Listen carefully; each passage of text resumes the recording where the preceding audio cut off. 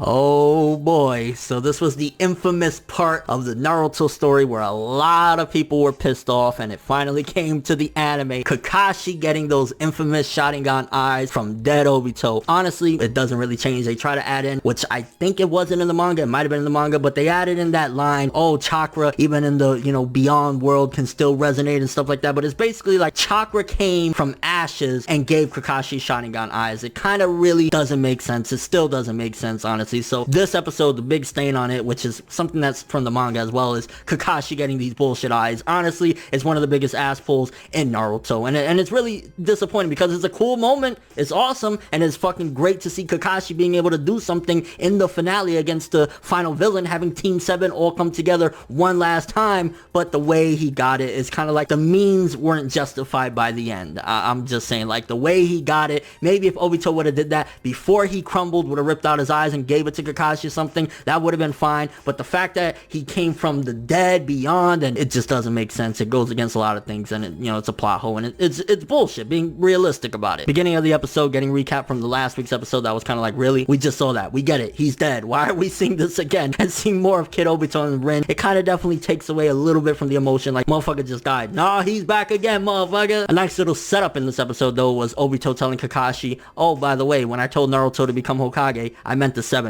You should be the 6th. I was like, giving Kakashi more of a moment that he deserves as well, because Kakashi has had a life just filled with hell. His life has been hell. His best friend died. Another best friend died. Everybody around him that he loved was pretty much taken away from him. His sensei and everybody. So to see something like that, a setup like he should become Hokage, he deserves it. I mean, granted, power-wise, without this timed Sharingan shit, he probably doesn't have the strength needed to be the Hokage. Like, you could kind of question who is stronger, like him or Tsunade, and strength isn't the only quality you need in a leader, but definitely the Hokage should be the strongest person in the village. And then Kaguya has a meltdown in this one. It reminded me of the Wicked Witch of the West from The Wizard of Oz. I'm melting! Wow, wow, wow! Like, the fucking tail beast all coming out of her and shit like that. Honestly, this episode, one of the things as well I felt is it showcased that Kaguya really wasn't meant to be or shouldn't have been the final villain of all this. Honestly, like, if you really think, what has she really done? What has she contributed to the finale of Naruto? Or what has she done menacing as a villain? Obito was dying one way or another, so don't say that she took out Obito. She was the final blast, but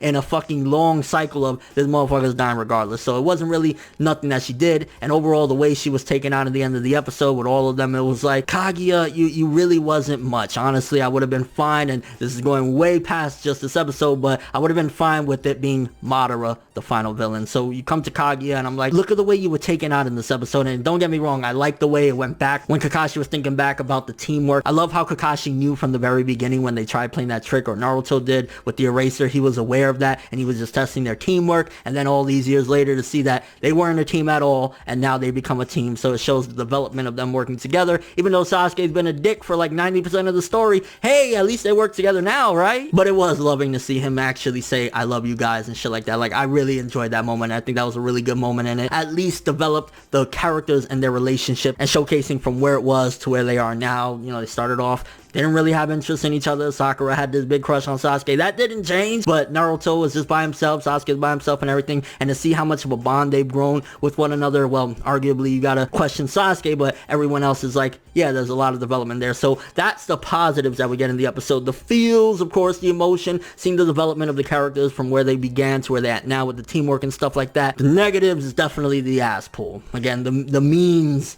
to Kakashi's end was like, really. And I just gotta say one thing, like, yo, Madara, when he was in town, he was kicking ass and nobody could really get him, but Kaguya, you got knocked the fuck out by Sakura? Really, bitch?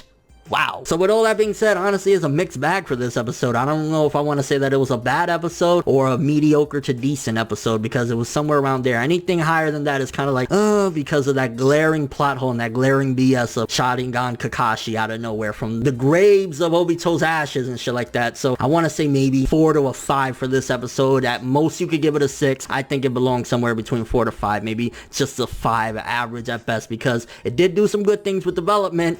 but damn, that plot hole still exists. Next week's episode though, I can't wait. The art and animation looks gorgeous, and being a manga reader, I know what's coming next. So if you're an anime only, all 2 of you out there that's left, get hyped. But let me know what you thought about this episode. How do you feel about the Kakashi transformation? Do you still feel as bitter as you did when you read it in the manga, him getting them Sharingan eyes? Also, what do you think about the development, seeing their relationship change and kind of how they've all become a team, even though, again, it kind of seems out of nowhere with Sasuke's part, at least, because motherfucker wasn't around for so long. There wasn't anything to develop because he hasn't been around them. He only developed his relationship with them, if anything, as comrades during this war. And just your overall final thoughts on this piece of Naruto with Kakashi getting them eyes and shit like that. It was hella controversial in the manga. After that, it's kind of like, it's been years already. We get it. It was shitty. It was stupid, but here we are. But thanks for watching. Hope you enjoyed. If you liked anything I had to say or enjoyed the video, drop me a like. I'd greatly appreciate it. And if you want more from me, make sure to subscribe. Follow me on Twitter, Instagram, and stalk my Facebook to get more when the video ends. I'm Finette World, and as always, people, have an awesome day.